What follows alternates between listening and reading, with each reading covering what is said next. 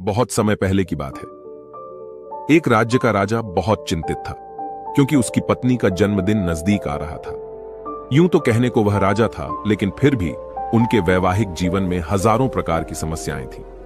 परंतु राजा जन्मदिन पर अपनी पत्नी को एक ऐसा उपहार देना चाहता था कि जिससे उनके जीवन में जो दुख है वह कम से कम उस दिन के लिए दूर चला जाए। वह अपनी पत्नी को खुश करना चाहता था, किंतु आपने देखा होगा कि यह कार्य बहुत ही मुश्किल है, क्योंकि हम आज तक किसी को खुश नहीं कर पाए।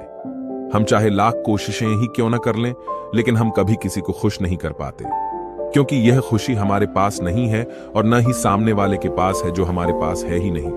वो हम किसी और को कैसे दे सकते हैं। अर्थात अगर आपको किसी दूसरे को खुशी देनी है तो सबसे पहले आपको खुश होना होगा, आपको खुश महसूस करना होगा, अर्थात वह खुशी आपके पास होनी चाहिए, तभी तो आप किसी और को खुश रख सकते हैं। एक दिन राजा ने सभी दरबारियों को दरबार में उपस्थित होने का आदेश दिया और साथ ही सभी मंत्रीगण भी वहां पर उपस्थित थे। तभी राजा ने सभी से सुझाव मांगा कि आखिर वह किस प्रकार अपनी पत्नी को जन्मदिन पर खुश कर सकता है।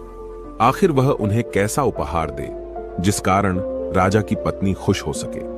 वहां पर उपस्थित सभी लोग अपने मन की बातें राजा से बताते हैं, परंतु राजा को वहां पर उपस्थित किसी भी व्यक्ति का कोई सुझाव पसंद ही नहीं आया। एक दिन संध्या के वक्त राजा अपने रथ से कहीं जा रहा था। तभी रास्ते में उसने एक बहुत ही सुंदर मूर्ति देखी। वह मूर्ति बहुत ही सुंदर और आकर्षक थी। उसे देखकर ऐसा प्रतीत होता था मानो उस मूर्ति में जान हो।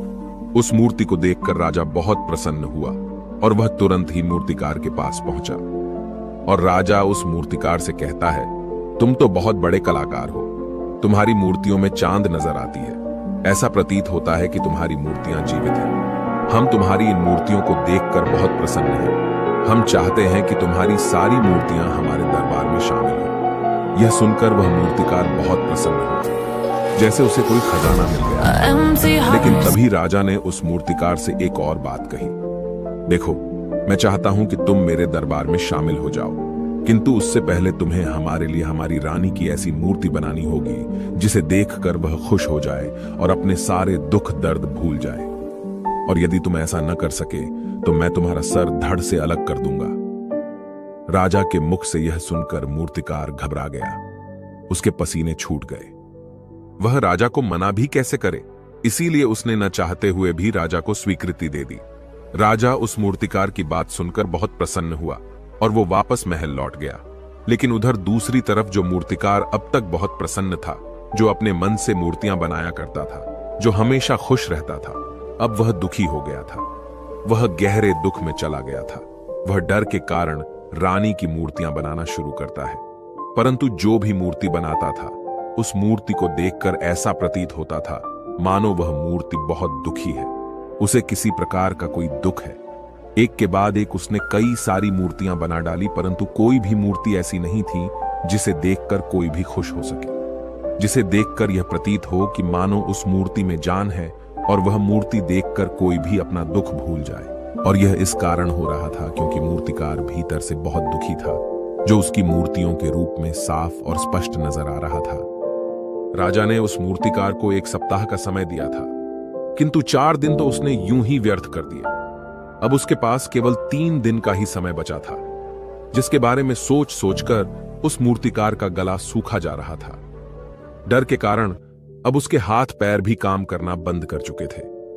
उसके हाथ से हथौड़ी और छीनी तक नहीं चल रही थी और उसे अपना भविष्य नजर आ रहा था।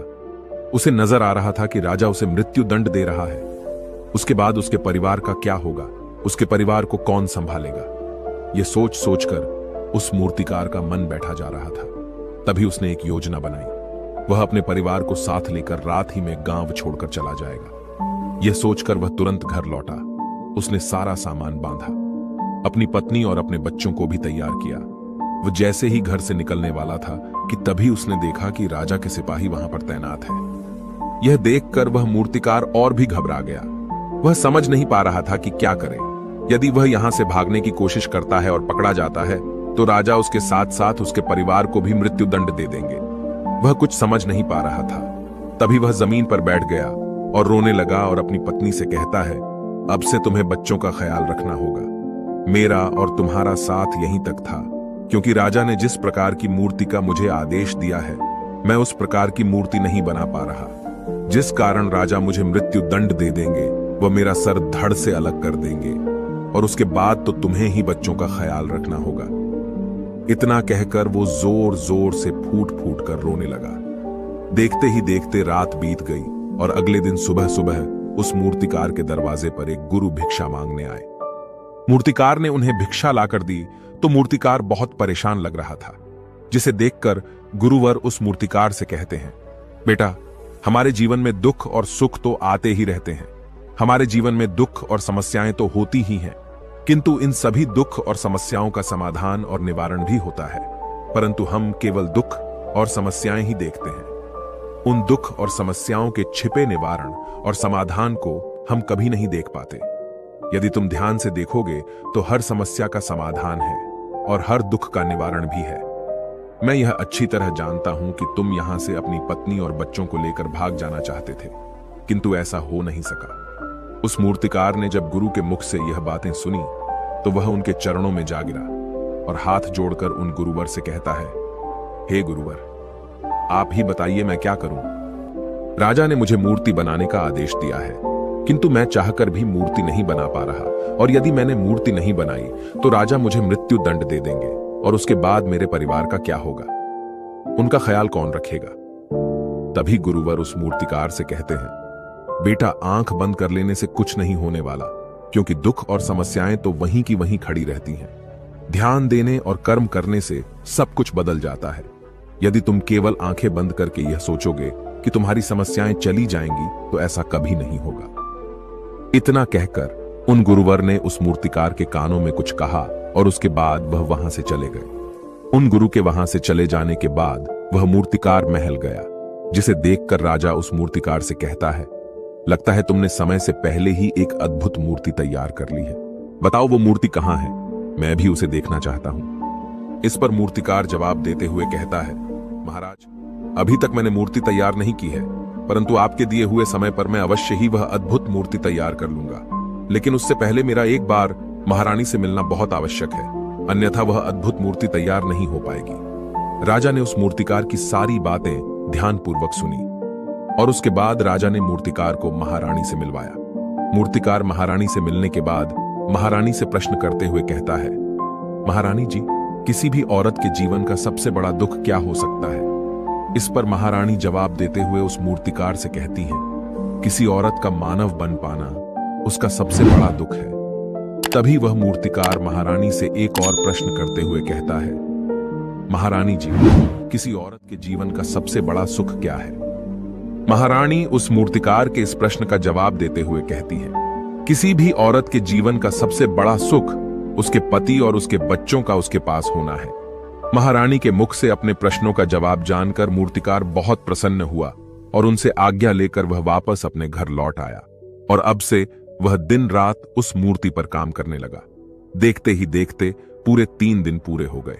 आखिरकार रानी के जन्मदिवस वाले दिन वह मूर्तिकार उस मूर्ति को लेकर राजमहल पहुंचता है।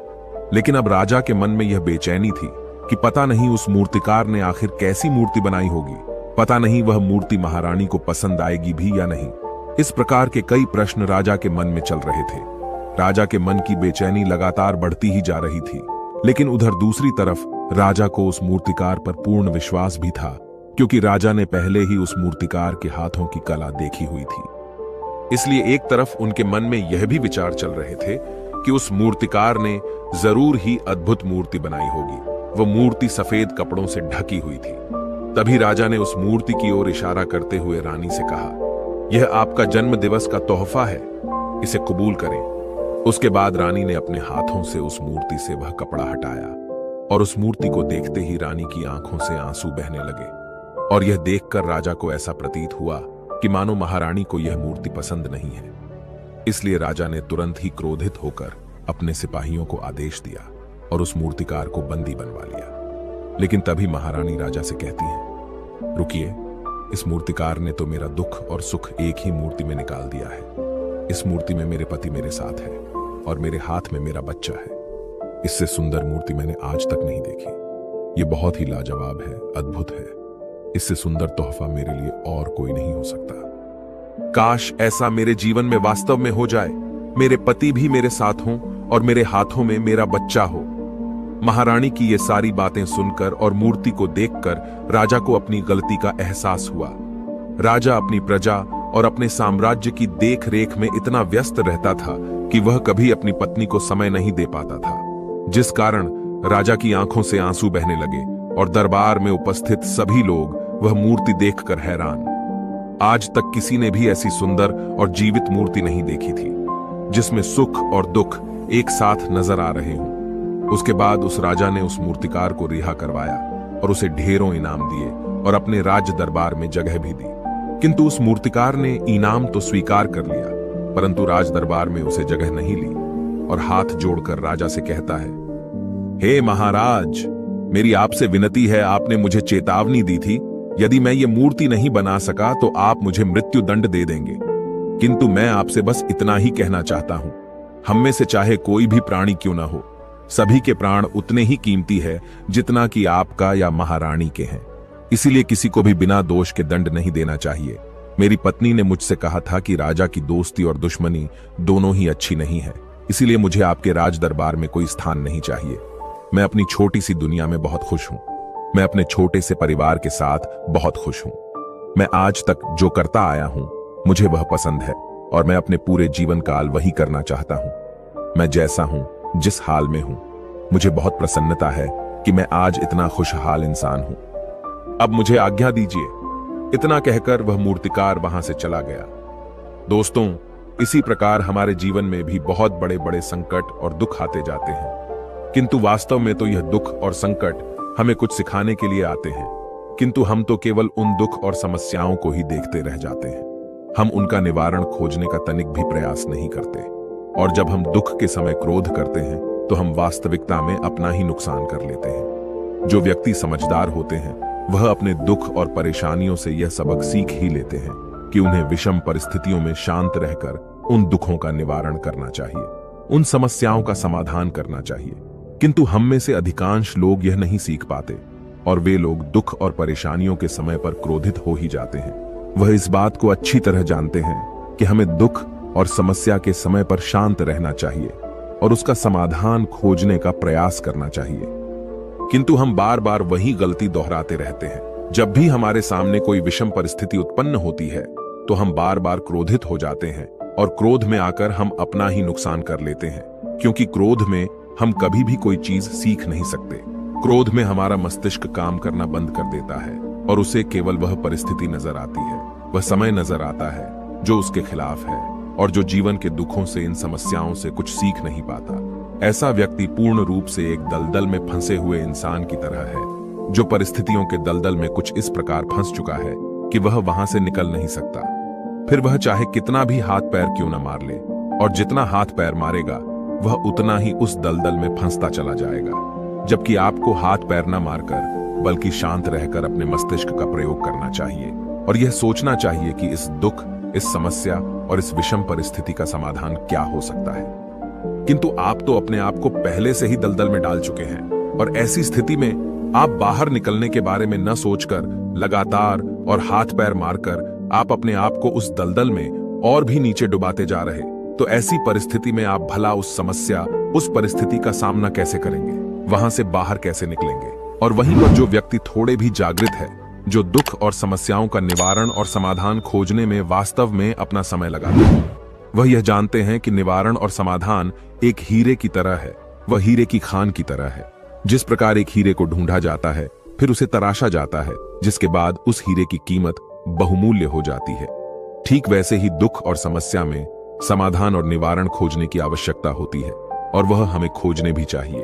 और जब आपको मिल जाते हैं तब आपको एक ऐसी संपदा मिलती है, एक ऐसी समझ, एक ऐसा विश्वास, एक ऐसी शक्ति मिलती है कि उसके बाद आपके सामने जब भी कोई समस्या या कोई परेशानी आती है तो आप अकेले नहीं होते, बल्कि आप यह समझ जाते हैं कि वह विषम परिस्थिति आपको कुछ सिखाने आई है और आप उसका डट कर सामना करते हैं। उससे वह सारी चीजें सीखते हैं जो वह आपको सिखाना चाहती है और उसके बाद आप और भी मजबूत होते चले जाते हैं।